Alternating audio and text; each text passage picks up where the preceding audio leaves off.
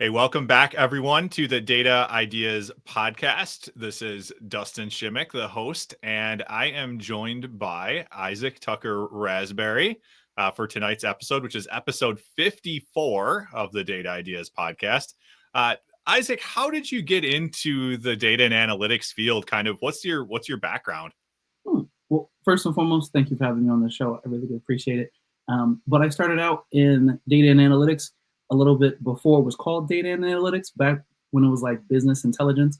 I studied economics in undergrad, and I took an econometrics class. I did not do well in it, but that was my entry point to programming. After that, I ended up at Goldman Sachs, right up out of undergrad in 2018. And, I got a report.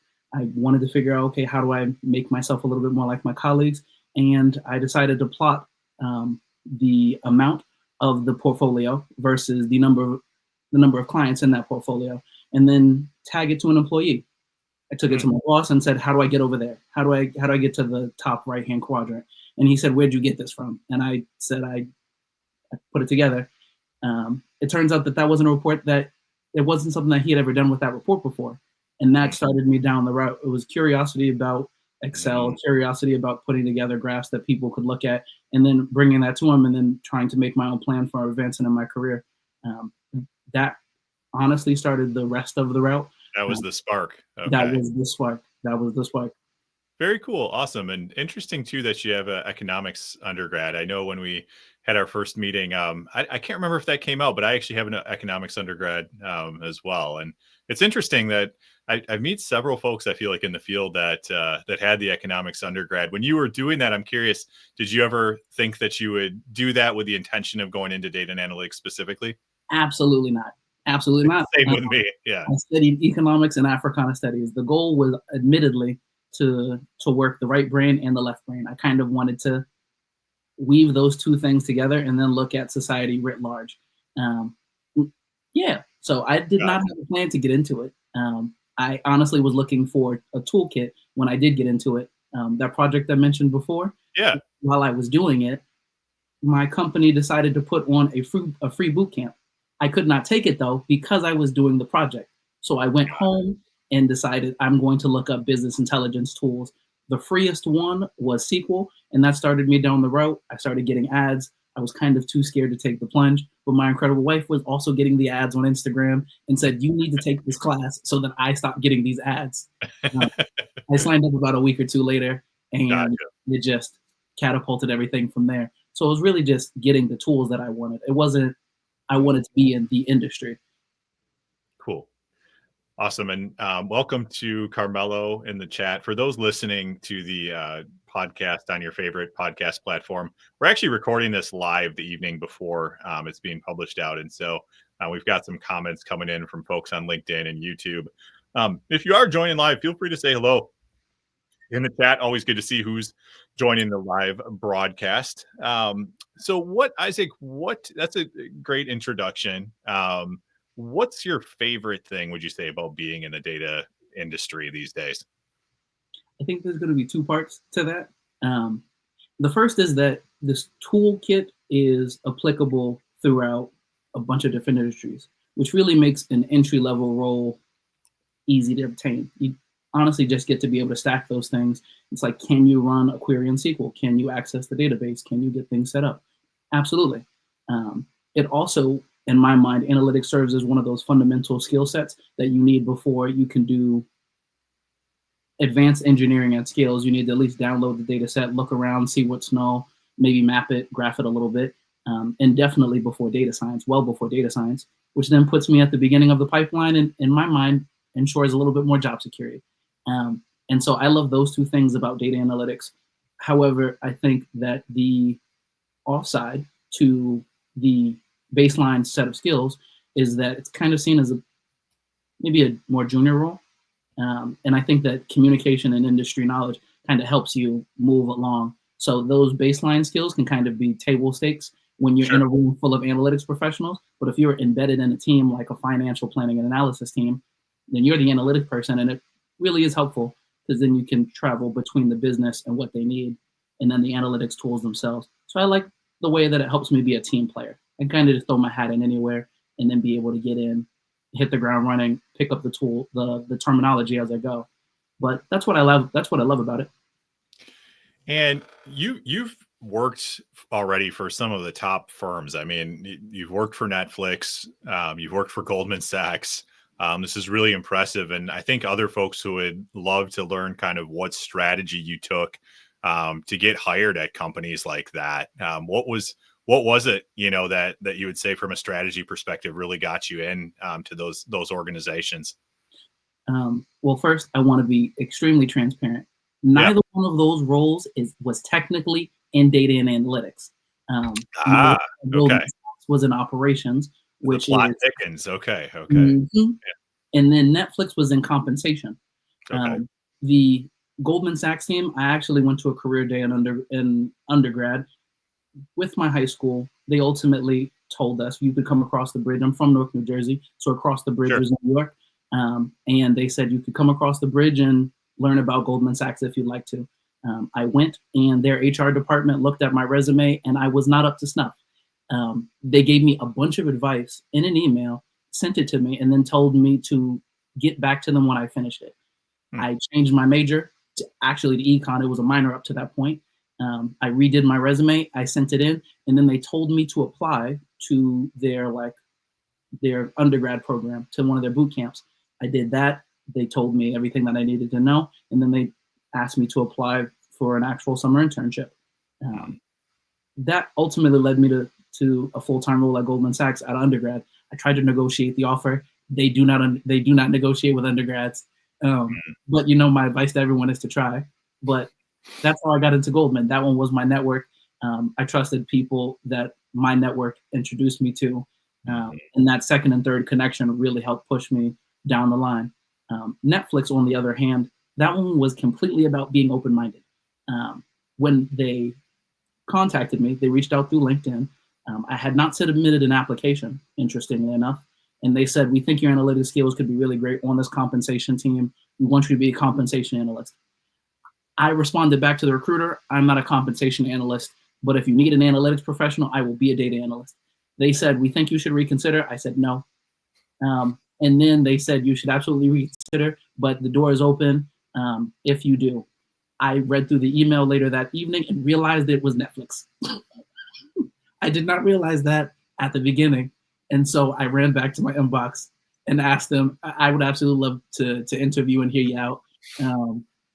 And it turned out that it was a lot more data analytics than not. And I, I went down that route. The interview process for Netflix is very particular. That is a whole other story unto itself.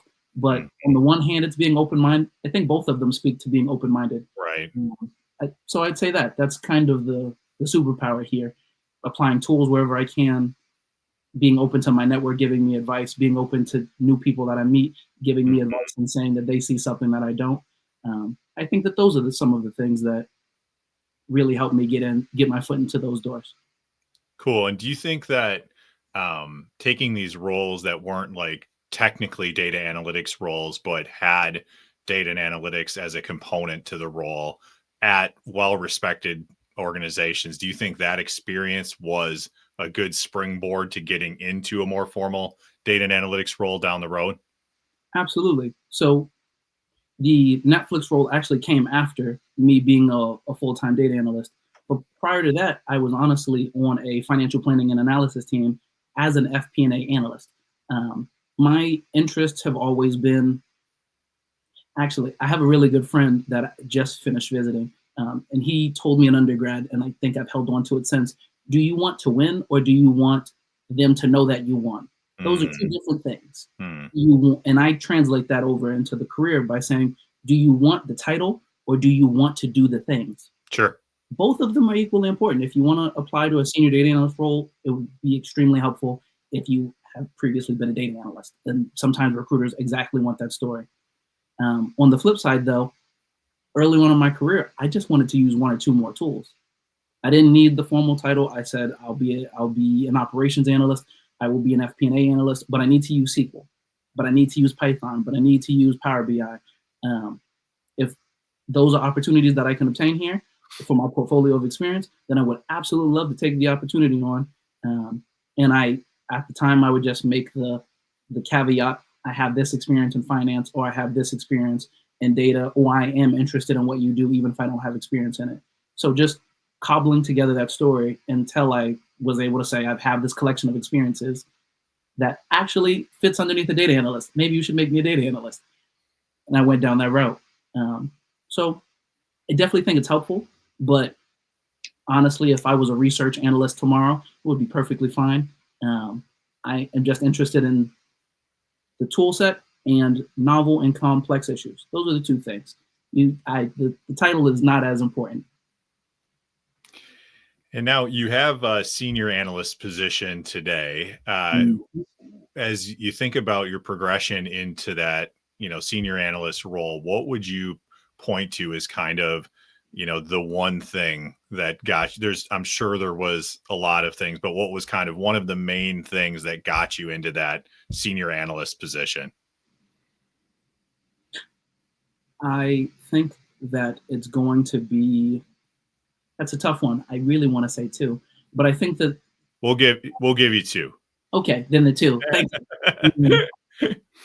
On the one hand, I'm going to say that it's moving jobs.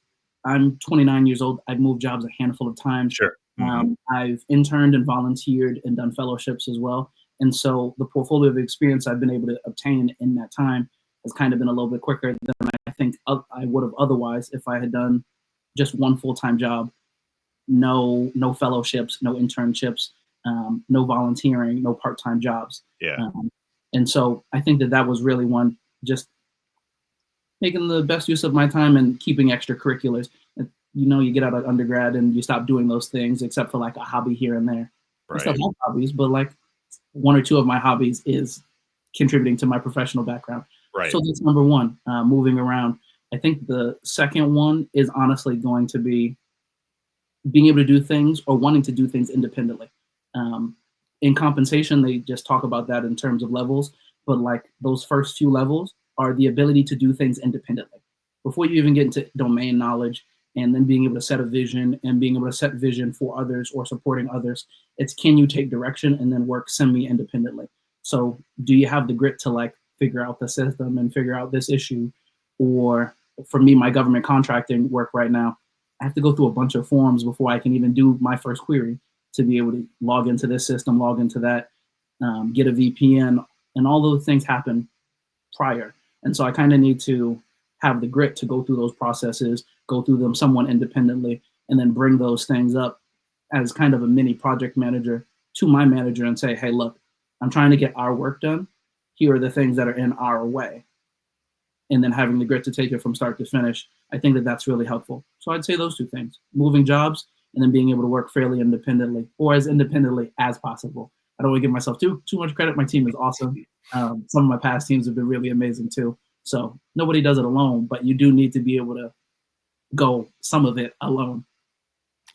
Well, unfortunately, a lot of folks have benefited from all of your learnings and expertise that you've accumulated along the way and the strategies you've taken. I'd like to switch gears for just a moment. You've mentored and coached probably hundreds of folks in the field or folks that aspire to be in the field. Can you give us a feel for what are the kinds of things that folks are struggling with, kind of common themes that folks ask you about, and kind of what's the advice you give? Maybe just a couple examples, on how to overcome some of those things. Absolutely. So I like leaning on the phrase, treating your job search like a job a lot, but I do think that it is, every catchphrase is lacking a little bit, but I think what it lacks is the ability to operationalize and then scale some of those pieces. So, if you decide I'm going to work 6 hours a day and that's going to be it, I think that that's great. But that's a plan. That's something that you can measure. I think that you need to take that to the rest of the jobs or to the rest of the job search. So when I am job searching, for example, I'm not just looking on LinkedIn. I'm checking a handful of job boards. I have a list of about 20 that I really like to go back to. That's number one. So, checking all of those sites in a given day might be the thing, or maybe one of them sends an email, but turning that job search component into something that I can operationalize and turn into a checklist so that I know I did the right thing or I did enough a lot of people don't know if they are doing enough for their job search. I want to take that concern off of the table by operationalizing it and turning it into a checklist. I also don't subscribe to, this might get me in trouble, it might be a hot take, but I don't subscribe to writing a resume for each and every individual job. I don't have the bandwidth for it. I like looking for 10 to 15 jobs at the beginning of my job search, rewriting my resume in that direction, in that career direction, for something that makes me excited and for whatever my current set of priorities might be.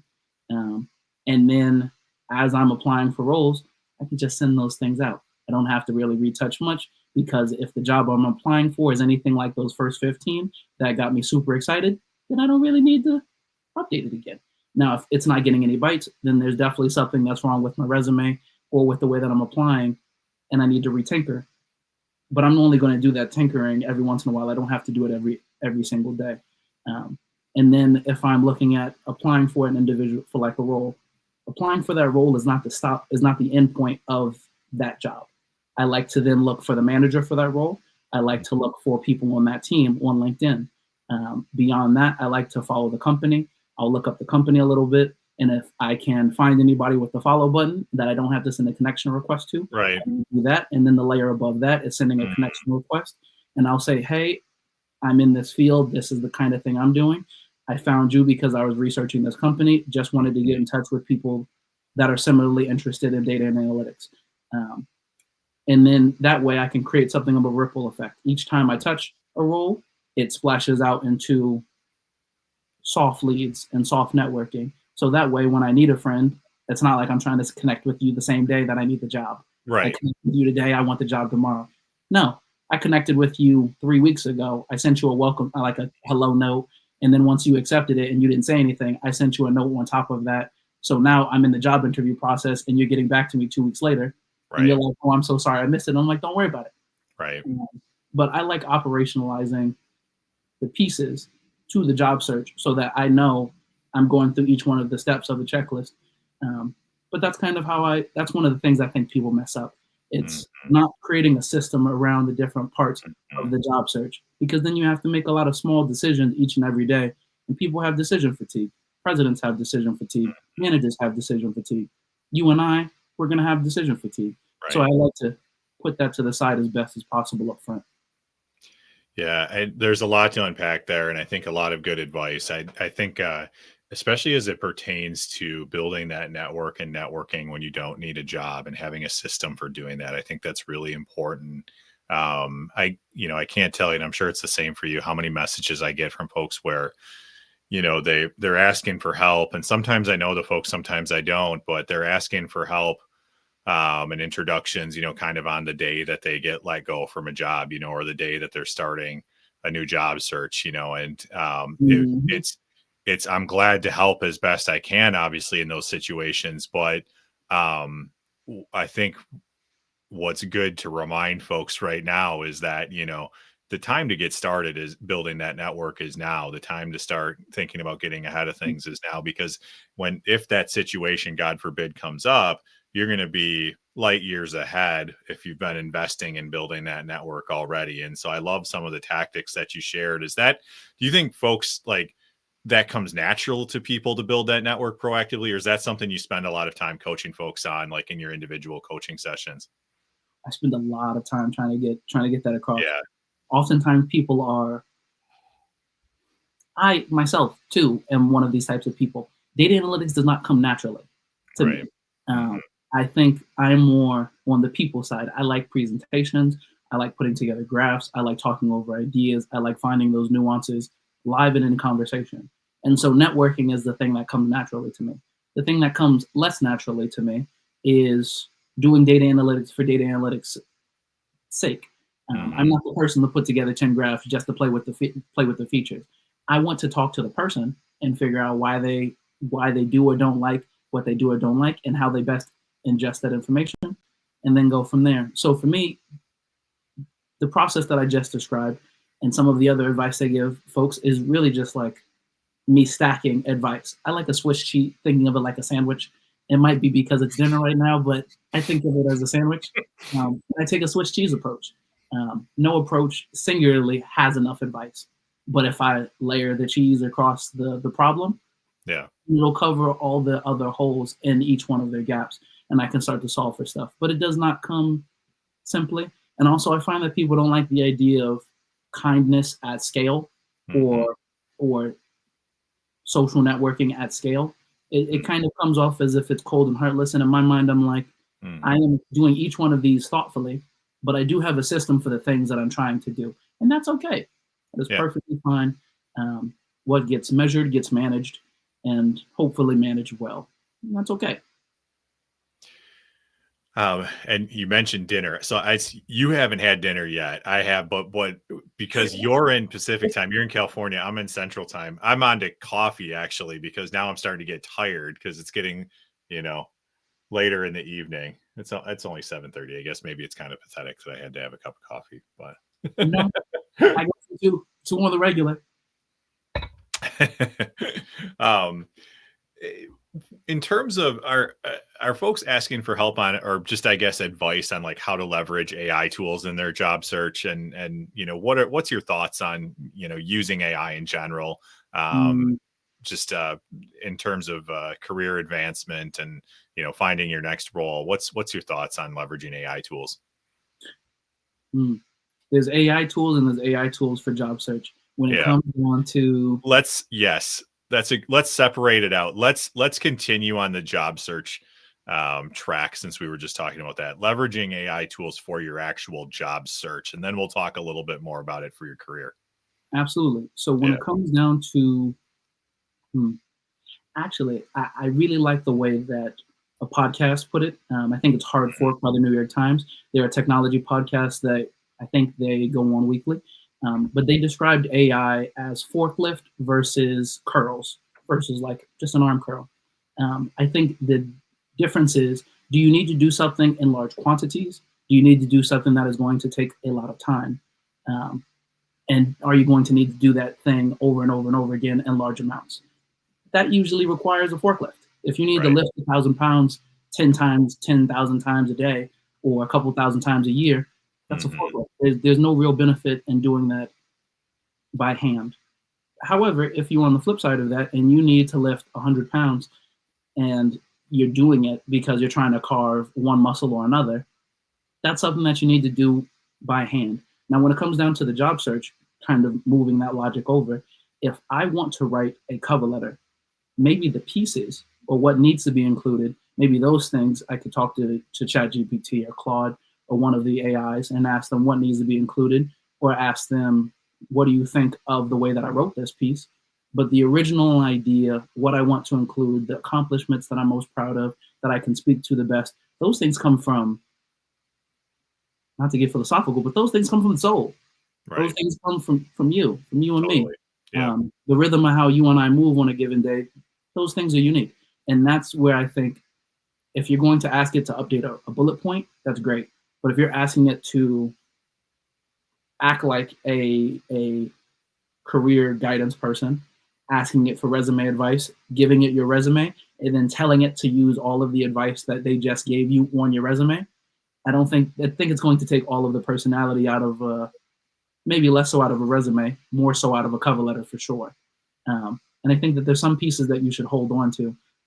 But that's kind of how I feel about job searching in particular. Use it on specific pieces, double check it, and the moments before you're about to hit submit, those moments should be between you and your application Hmm. at that point. Got it. Interesting. And as you're coaching, other analysts or prospective analysts, um, I guess let's take the group of folks that are they already have a hard skill set. They might already be Mm, in the role. What should they be thinking about in terms of skills for the future? You're in a role now, but you want to skate to where the puck is going. What do you think folks need to be thinking about from a skill development perspective? Could be AI related, might not be. Just curious where you think things are going and what analytics professionals should be thinking about right now. absolutely. So I think that there might be two or three components. The When it comes down to AI, one of the other things that I like to think about, actually, I might know if it's in, it's quantity versus quality. it's that forklift versus the curl. Um, if and I actually think that I heard this one on Hard Fork as well. If you are a bad coder, Mm-hmm. AI is not going to fix that. It's you can't vibe code your way through everything. It's not the way it works.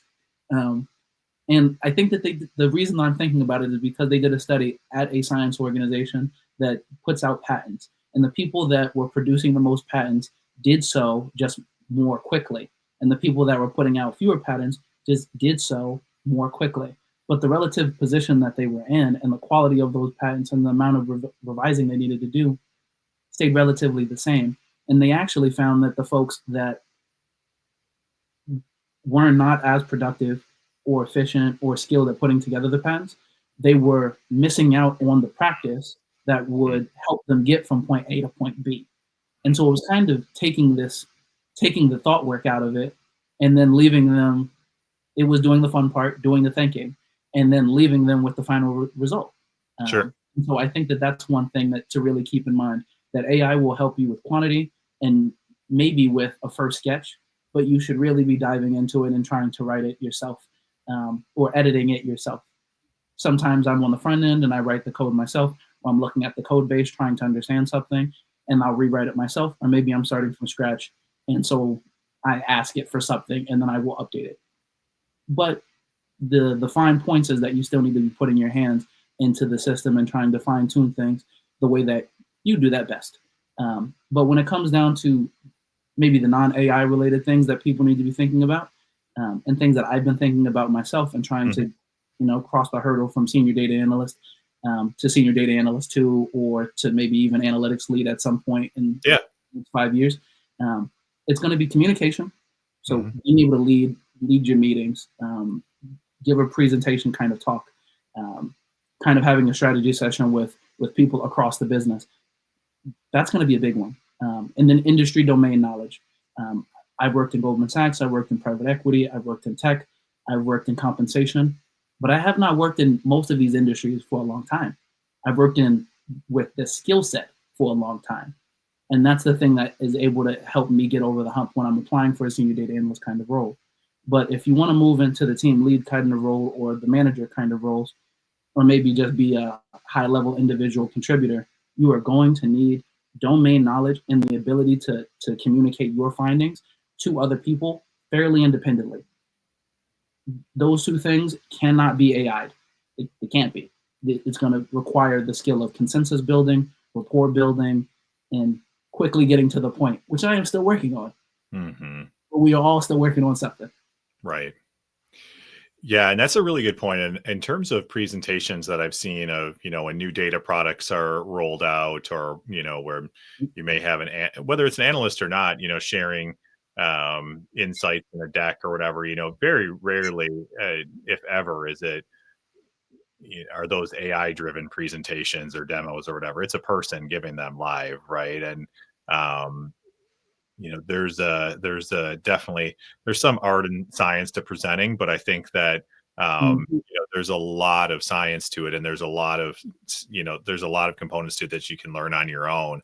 And I'm curious, from your perspective, is this something, this speaking, presenting data, things like that, is this something that your folks that you coach ask about, and do you have recommendations for how they can develop that skill set? Because I think many analysts kind of they are really good with diving into the technical work, and maybe the presentation is secondary. Not always. I mean, some are really good naturally at it, but what's your kind of take on that? And what do you recommend to folks to develop that skill set?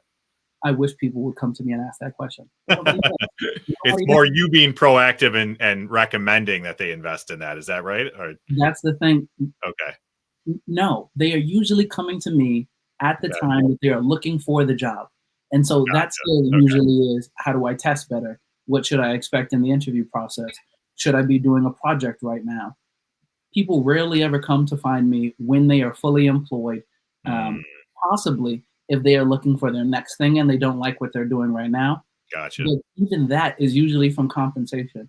I have advised a handful of people, maybe less than a handful of people, that's just transparency.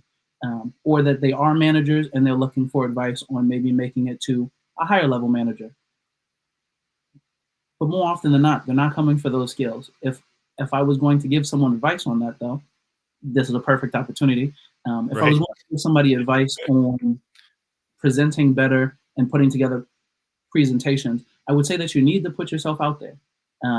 If it's on the desk, not everybody needs to be a content creator. So in your day job or on LinkedIn, on your own slice of the internet, I would say put together a slide deck. Do it in Google Docs or Google Sheets. Um, you can grab the data from somewhere public, put together a slide deck. If you want to set up your phone and talk through the findings, play it back for yourself. See how you come off to you, and that can be an internal thing that you only have to show to yourself. And with this, you can time yourself. You can figure out your pacing. You can figure out where your ums and ahs are at. You can figure out how to bullet point things. And that's all things that you can do in the comfort of your own home if you are what honestly a lot of tech people are, which they may not want to be out in front in public, and that's okay.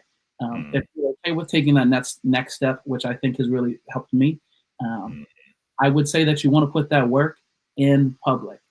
Allow people to comment on it. Someone will message you and say you misspelled something, and it will stick in your head for 3 weeks, but it'll be in your mind to double check things Right. every single time, or maybe double check it out loud or run it by someone else before you share it.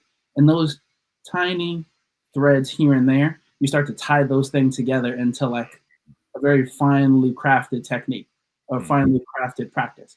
And so doing those independent projects yourself, putting together a really solid README on GitHub, and then trying to summarize that even more for a LinkedIn post. Those things are getting people to buy in, talk about your work. If you can do that independently on the internet, where no one is getting paid to read your stuff, then I think that you have a much better chance of doing that in a meeting where everyone in that room is paid to pay attention to the thing that you're doing. But those are some of the pieces of advice I would give people. Create something and create it independently, and then go on and share that with other people. I think that's the best advice I can give you. Nothing prepares you for it like doing it. Yeah, that's really interesting. I think back to even when I first started posting myself on LinkedIn, I would say that um, I was still at a point in time where I hadn't done anywhere near as much speaking as I've done now in recent years. And I think that it was definitely like, it just took some courage to publish my work out there and kind of Mm-hmm. get comfortable with other people seeing my unique thoughts on things, or my own work in the field and things like that. And I think it was something that I had to get over, but that helped me, as I, in tandem with that, started to say yes to more speaking engagements, like internally at my organization or doing things externally. Like, I think it was a snowball effect between those two things: producing content, putting it out there, getting comfortable with people commenting on it, and then also doing some speaking. And it just took kind of taking that step forward and getting started with it, until I started creating content and saying yes to speaking. For the first 5 years that I was in the field, I hardly did anything in terms of speaking internally or externally. So Mm-hmm. love the advice there for sure. And it's interesting because we have a unique opportunity to put our work out in front of the world today that we really didn't have Mm-hmm. many years ago, and I've found that especially in the data field, I think people are just appreciative when you share knowledge or put yourself out there. I think it's a pretty collaborative and forgiving field. I think it just takes taking that step, having the courage to do it, and I think you'll get comfortable rather quickly. But that's my Yeah. perspective. It Yeah. also helps you just not make it about you. I mean, like, you put a lot of thought and care into your work, and then you get feedback on it, and it can be really hard for people to take feedback on the work, Yeah. Yeah. either because they're super invested in it or because they Right. tried really hard. But for one reason or another, I do think that making a project, putting it out, whether it's a small post that's just the thing that you learned yesterday, or something Right. that you spent the last 6 months trying to prepare for an Yeah. audience, just doing it more often really Totally. does desensitize you and honestly trains Yeah. you That's true. to take that feedback and say, okay, let's make it about the work. I'm going to share this work. It's not about me. It's about the Right. thing we're trying to accomplish, the thing we're trying to learn. And then honestly, I think that that's one of the pieces also that I think helps you get to the next level of your career. Being able to take feedback well, and it's not really about you. It's about the work, and then having a positive attitude about that process. it's kind of hard to be frustrated with someone that says, okay, I hear you. I'm going to go do the thing that you just told me to do. And then you go through them do it and you're like, Yeah. okay, all I really have to do is give them a nudge in the right direction. I kind of like that. Like, it's kind of hard to be mad at that person. Even if they only take one step a day, it's kind of hard to be mad at that person unless you need them a lot further on. And then that's a statement about whether or not you hired the right person. But that's not really about you. And have you found that for yourself personally, that the content creation, posting on LinkedIn or social media, that it has helped you build your network? Has that accelerated your network development? Absolutely. Absolutely. I have, I think, maybe 9,000 followers at the moment. It's, could I call each and every one of those people? Maybe not. But I do think that it has helped in the amount of exposure that I've gotten to different people doing things interesting in an interesting way. I just met someone that is a data analyst at a college. One of my teammates went off to work for one of the justice departments I think in like one of the coastal cities. It's not California. Okay. Maybe it's New York. Maybe it's somewhere near Massachusetts. But like, people are doing really interesting things, and the networking has ultimately helped me meet people doing those things. And I don't actually need a job from them when I am meeting them. Maybe I see a cool job on LinkedIn or on one of the other job boards, and I'm not looking at the time, but I still go through the process. And so I found the job. I'm not applying. I will reach out to that person and say, hey, I was doing my research on LinkedIn. I came across your page. I'm not applying, but just wanted to meet someone in the field. I did that pretty recently. And it's like a data analyst for a judge out of like Sacramento. And they're doing justice and like justice-oriented work. I love tech for social good. I'm very happy with my current employer doing healthcare-oriented work. And so I just wanted to meet the people, and we connected. And that's enough. But I think content creating has helped accelerate it by leaps and bounds that I otherwise would not have. It also has helped me flesh out a few thoughts, in which case I think that's been very helpful as well. I don't think that I would have this stuff to share unless I wrote it, shared it with people, and then people told me how it did or did not work for them, which is why I trusted enough to be able to tell other people in venues like this. Interesting. Cool. So we've talked a little bit about your coaching and mentoring that you do. I believe you do most of this through a platform called TopMate. Is that correct? Indeed, I do. Okay, cool. Can you tell me a little bit more about what types of things you offer on TopMate? Absolutely. So when I first started, I was offering kind of the same things that I needed from maybe like a year or two before that. And so I wanted to go over resumes. I wanted to go over LinkedIn. And I wanted to go over generally the kind of way that I approached careers. And so I like to ask myself, do I see myself in this industry, at this company, on this team, and in this role? Location comes into play, and compensation definitely come into play. But if the other things aren't addressed, then it's definitely going to be a problem. And so I was kind of giving that advice to other people. At this moment, I've tried to get away from sales and tried to get more towards service. The average person in the United States will have about 12 jobs throughout the course of their career. Now, if that's going to be the case, then I want to join them at hopefully one of the earliest stages, and then manage and then support them and be something of a concierge and someone that's helpful and an advisor as they're on the job and then as they're looking for the next job. Sure. But I'm honestly giving people the same advice that I would hope that I wish I had gotten earlier in my own career. And so that's kind of what I tried to offer to other people. Some of the organizations that I've been a part of, not Blue Labs, which is my current employer, but Blue Bonnet, they help progressive down ballot progressive campaigns and nonprofits.